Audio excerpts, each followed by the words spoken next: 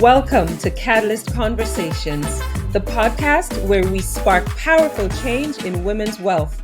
I'm Hadriana Leo, a wealth coach, counselor, and strategist, and each week we dive into the conversations, strategies, and stories that help women confidently create the life they've always dreamed of.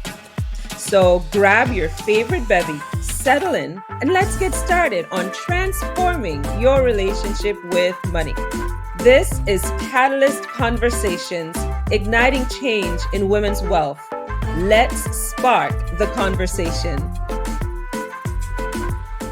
Hey there, everyone. Hadriana Leo here, your Money Navigator, and it's time for another episode of Catalyst Conversation.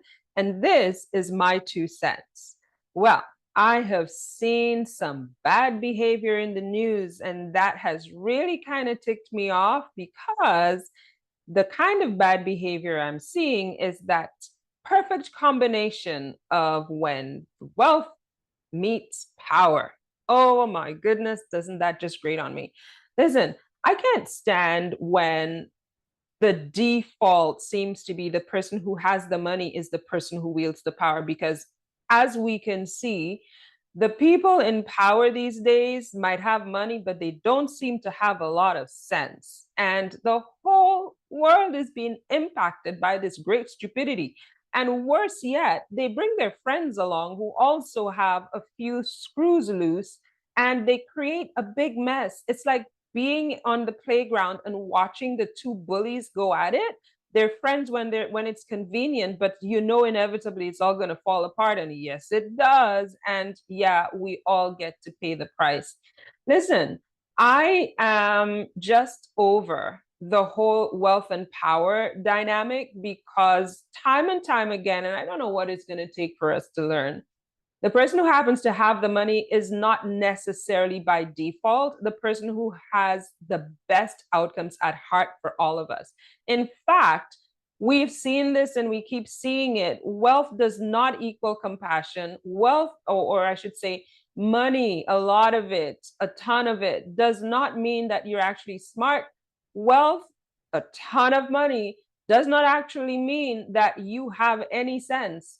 Have mercy. And yeah, we're seeing it playing out now. Wealth and money seems to be the equal partners, and they are not. And I don't know what it's going to take, but here's the result.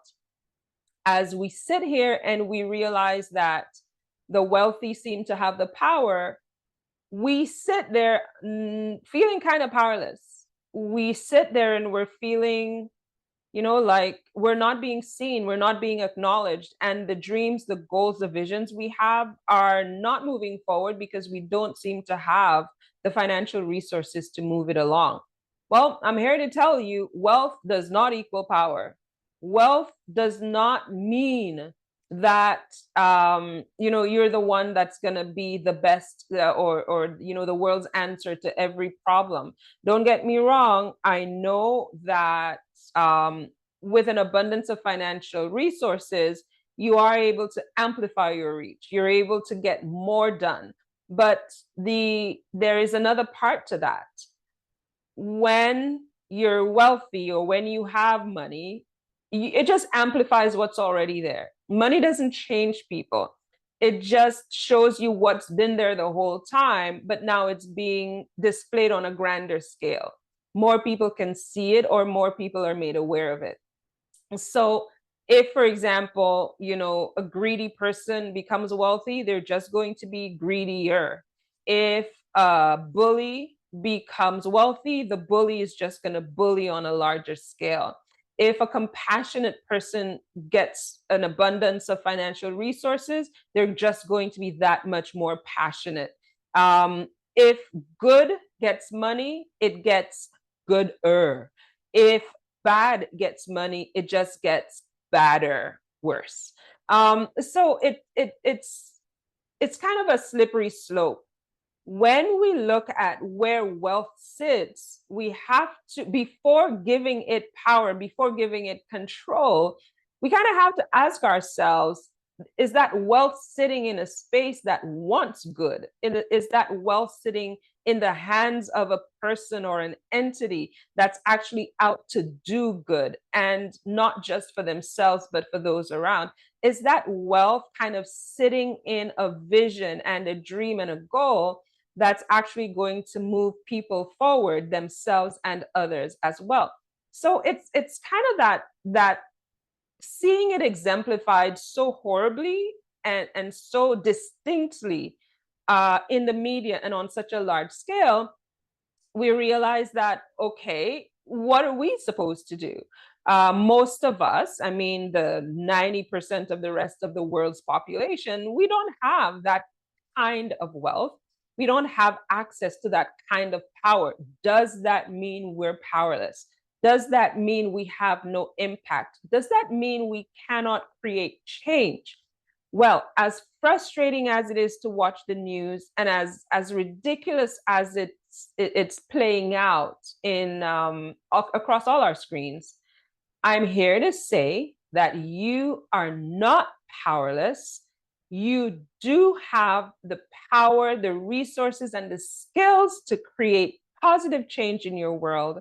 You do have what it takes to create an impact and leave a legacy that moves the world forward and where the world is better for you having been part of it. So I know that I've experienced it myself.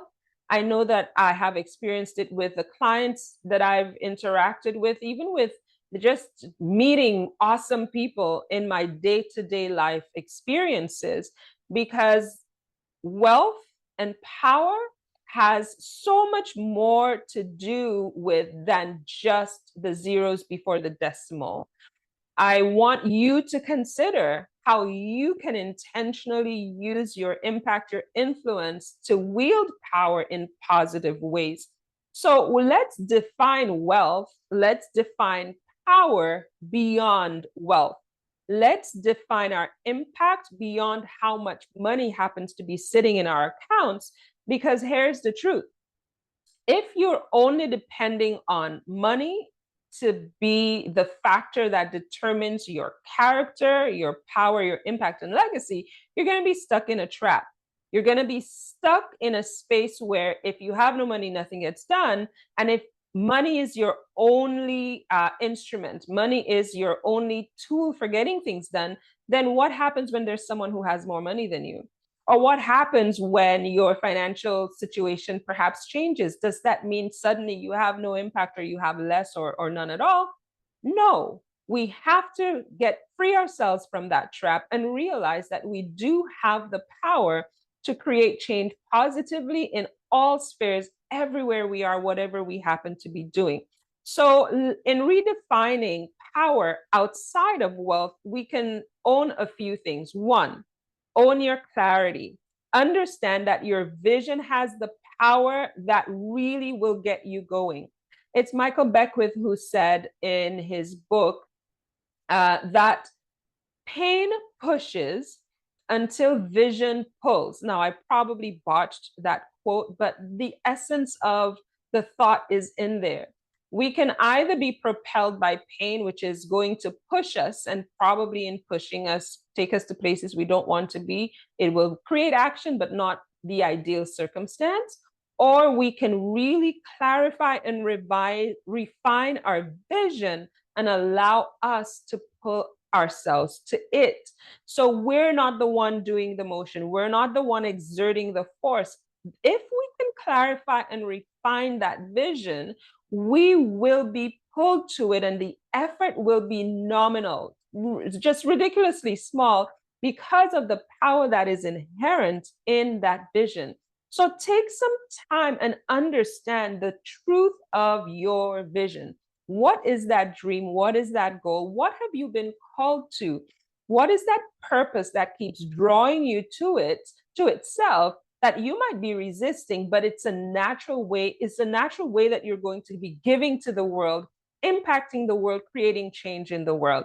So let your vision pull you. Let that be your innate source of power, because you are going to find that your greatest power actually does not exist outside of you. It exists and emanates from inside of you. It's actually the power within. So we're going to kind of use that internal compass as the generator of the power and the impact that you want to create in the world. Next, I want you to embrace alignment and make sure that your authenticity becomes a source of strength. Your authenticity is never a weakness, never. You being genuinely who you are and doing the thing that you've been put here to do, it's never going to be a weakness. It'll always be your strength. Now, when we are misaligned with our values, we find that we kind of we're in for a rough ride because things are not running the way they're supposed to be. We're trying to do things that we're not innately gifted at. We're trying to create outcomes that are not ours to create. We're trying to measure results that are actually not ours to measure. But there is power in aligning your choices, your actions, your strategies with your values. That is your innate power. So let's get clear on your alignment requirements so that your values and your money are actually doing the same thing. You're talking the same language, you're working towards the same goal. So alignment, even if it's small steps, they make these small steps powerful steps because you are aligned. You can be optimized and your steps are much more efficient. So don't think that because you don't have all the dollars and cents in the world and you don't make it onto the Forbes list or the this list or the that list, that you're not creating impactful change. You are, because you are operating in your authenticity. The next thing I want you to measure your impact in, not only dollars. And I'm saying only because sometimes we are able to measure impact with dollars, but there are so many ways beyond just dollars that we can measure our impact. Go for tangible results because these tangible results are where you'll be able to see that power come in. Peace of mind, opportunities, being available for your family, quality time, supporting the causes that are important to you, making those donations count. Money is not the only measure of wealth and impact. All those that I just listed are very much tangible ways that you can measure your impact and see how your power is being put to work. So ask yourself, what measurable progress can you be making today? What is something that you can do? A skill that you can deploy with joy, and something that you do really well that you can put out there and you can create that positive impact. Perhaps it's an emergency fund, creating that. Maybe you can decide to start a passion project or heal from a money story. These are the things that actually create true wealth and wield true power. That's where your power is. And I'll just tell you this, no one can take that power away from you. These choices that you're making with your money now, to be clear on that vision, to align your spending with your values, and also to take action towards those tangible results, no one can take this kind of power from you.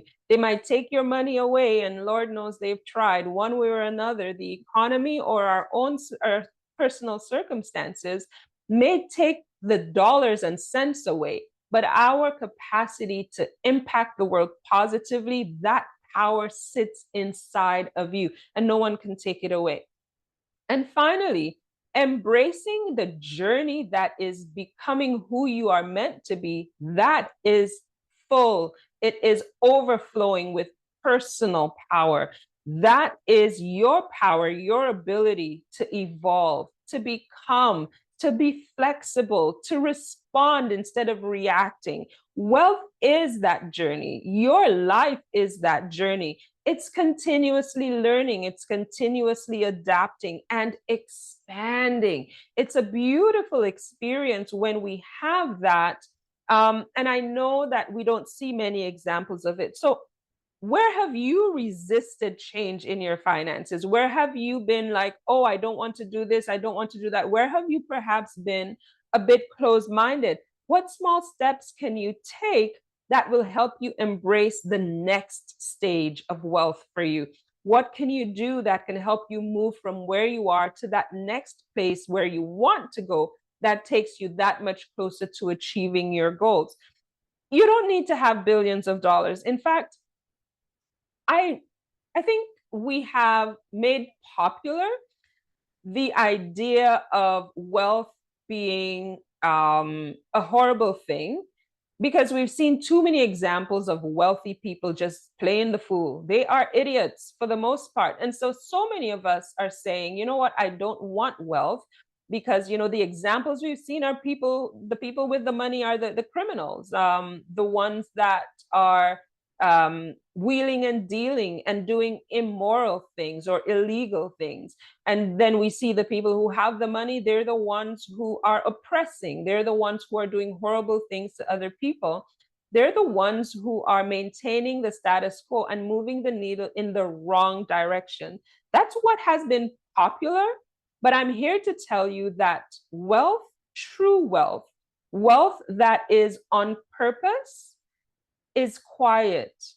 Wealth that is on purpose, you don't usually see it. You don't hear about the people who are donating millions and billions of dollars to causes that are dear to their heart, because they're not in it for the popularity. They're not in it for the likes. They're not in it for, all the exposure and the paparazzi. They're in it to do good things and to achieve their purpose. So I don't want you to worry about all these bad examples, the idiots that are kind of giving wealth a bad name. You get to create wealth and wield power in alignment with your purpose and your values in ways that you can go to bed and sleep well, knowing that the wealth that you have created for yourself, for your family, is actually doing some wonderful things, not just for yourself, because yes, you got to take care of yourself, but also for those within your circle of influence. You don't have to be building orphanages in Africa. You don't have to be like saving the planet all by yourself. What you do where you are is where you've been positioned to fulfill your purpose and to have your impact. So you don't need the billions. You don't have to be in charge of controlling like global markets. Your power is inherent. It's inside you, and it comes as you wield your clarity, your values alignments, your intentional activities. It comes as you become who you are and you achieve what you've been put here to do. Just remember, when you change your world, you are changing the world. So yes, you have power. Let all the idiots be idiots. Yes, I said it. Let them do their nonsense. They can do it. But you stay focused, you stay on purpose, and you wield your power, because your legacy is being made one financial decision at a time. As you work that process, as you work your purpose, we all get to benefit. So that's it for now. Thank you so much for tuning in for this episode of Catalyst Conversations and my 2 cents. I hope this has been helpful for you and that it helps you navigate and spark change right where you are. Remember to subscribe, like, and put on that bell. Click that bell so you know when the episodes are first made available. Connect with me on socials and visit my website, moneynavigator.ca. Always remember, true wealth is confidence, clarity, and building that life you desire and deserve. Until next time, I'm Hadriana Leo, Money Navigator. See you later. Thank you for joining me today on Catalyst Conversations. I hope this episode sparked something powerful to help on your journey to building wealth confidently and unapologetically. If you loved today's conversation, be sure to subscribe so you never miss an episode. And if something resonated with you, I'd love to hear about it. Let's keep the conversation going. Until next time, keep moving toward your goals, stay empowered, and continue sparking change on your wealth journey. This is Hadriana, and you've been listening to Catalyst Conversations.